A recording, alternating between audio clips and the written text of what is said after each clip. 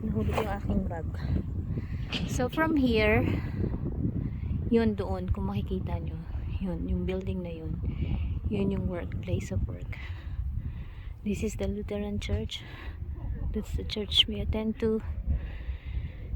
Yan yung swimming pool. That's the wellness center. That's the middle school. Basta may kamay ko. Yan. Sa likod lang yan yung bahay. Papasok na ako. 22 minutes before my time.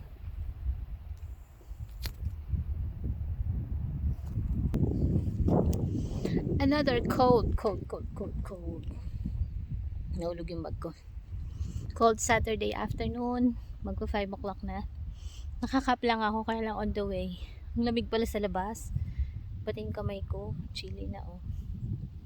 Freezing yung temperature. So, punta na ako sa work.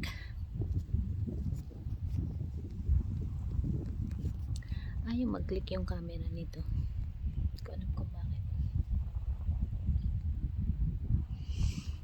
Sabi nung cook namin na si Angel, baka busy din daw ngayon kasi may laro ng ewan ko, parang may pay-per-view, so maraming pupunta doon manunood at the same kakain. Tsaka Saturday ngayon, family day siguro nung iba.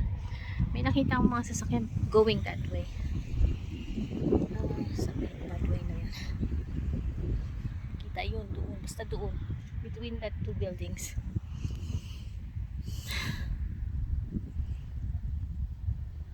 Pero na-enjoy ko yung cool breeze kasi parang nafe-freeze yung face ko na hindi naman natin na-experience. Hindi ko na-experience sa Pilipinas.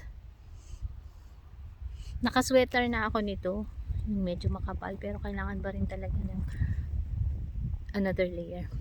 Yan, kailangan sarado. Kasi yung lamig pati yung leg. Siguro mamayang gabi magsuot ako ng gloves. Okay? See you later!